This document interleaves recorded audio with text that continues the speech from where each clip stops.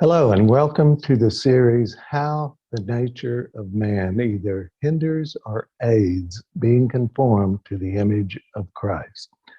In this series, we develop the analogy between sin and disease. Sin and iniquity is the disease that all men experience in the body, in the soul, and in the spirit because of the fall of man.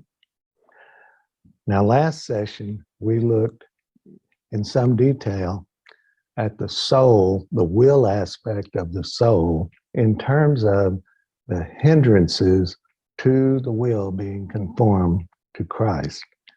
And those hindrances, as we say, the symptoms of that disease in the will are selfishness and self-centeredness.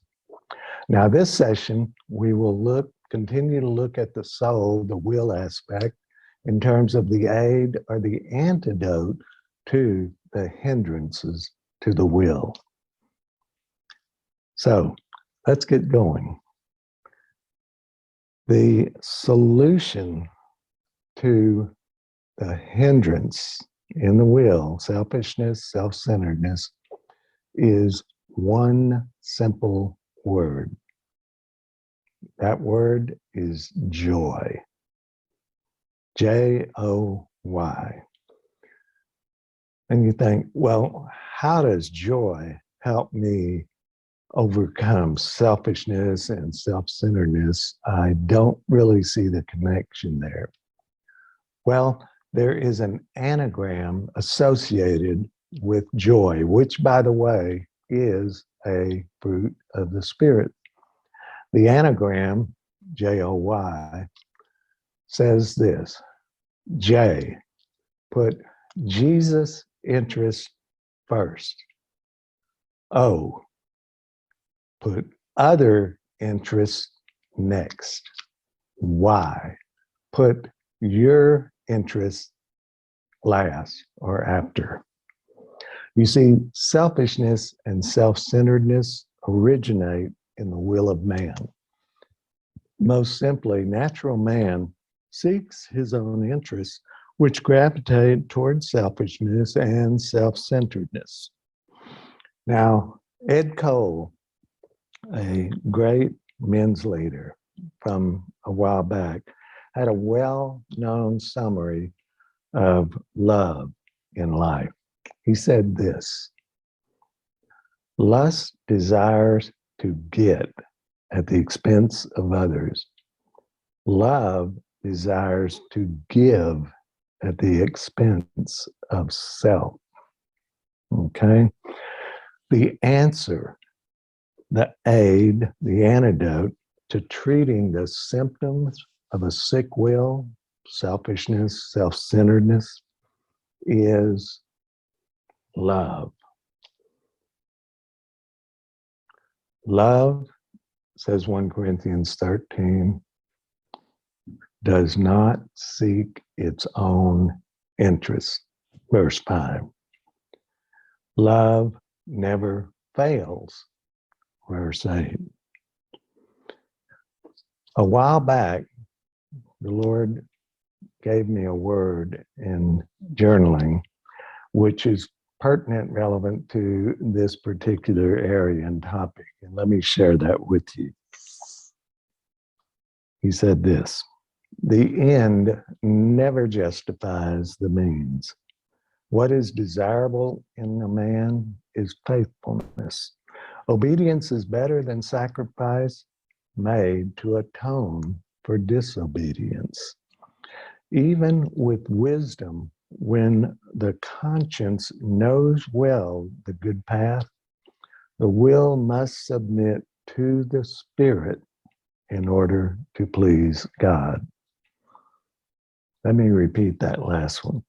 Even with wisdom, when the conscience knows the good path, the will must submit to the Spirit to please God. Okay, it almost sounds too simple, but it's so significant. The will in the natural man, and even the grown-up natural man, is bent by selfishness and self-centeredness. The way by the Spirit to enable overcoming, putting to death the selfishness, the self-centeredness in our lives is by a continual daily practice of joy in everything we do, say, think, believe, and are involved in. Put Jesus' interests first.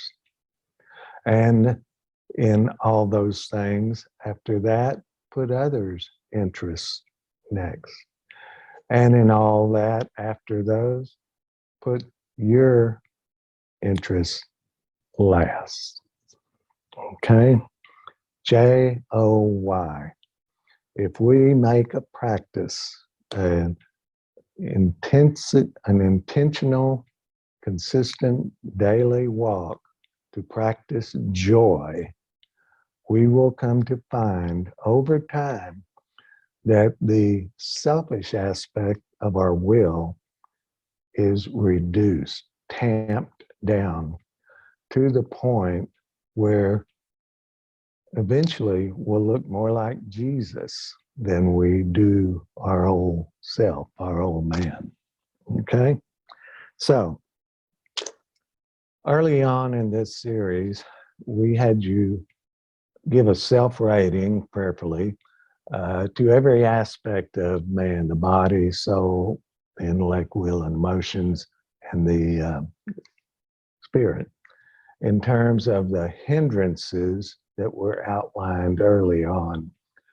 And now, at this point, having dug deeply into the will, the hindrances of selfishness and self-centeredness, I want to ask you to rewrite yourself based on what you now know and understand about the hindrance to the will, selfishness, self-centeredness.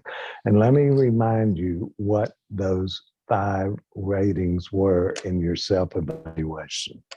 If you rate yourself a 1, you say, I see, I see hindrances pretty much rule my will at this point in this aspect of my life. A rating of 2 says, I see evidences of changes in this aspect of hindrances to my will since my beginning walk with the Lord. A rating of 3 says, I have definitely made significant changes in this aspect of my walk with the Lord. And a rating of 4 says, I see more of Christ in me now than I do the old man in this aspect of my walk. And finally, rating 5 says, I hold myself, like Paul did, as an example in this aspect. Follow me as I am following Christ. Okay? Take some time, prayerfully consider that, and the Lord will show you where you are, and then you'll know where you need to go. Now, just by way of recall, a 1 or a 2 rating indicates you haven't been very diligent in cultivating the fruit of love in your life. But the encouragement to you is at least you're self-honest. And it's time to start relying on the Spirit to develop love. This is a key area of that.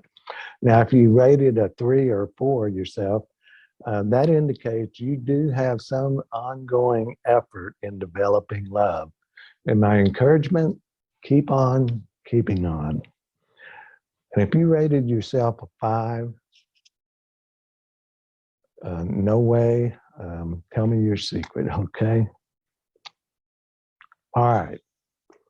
Next time, and in our final session in this series, we're going to look at the spirit, that is, the conscience aspect of the spirit of man. The hindrance to the conscience of man is pride. The aid or antidote to overcoming pride is humility. Next time, we're going to look in detail at the spirit, the conscience of man, both the hindrance and the overcoming antidote. Again, fruit of the Spirit. Until then, have a great week. We'll see you soon. Thank you.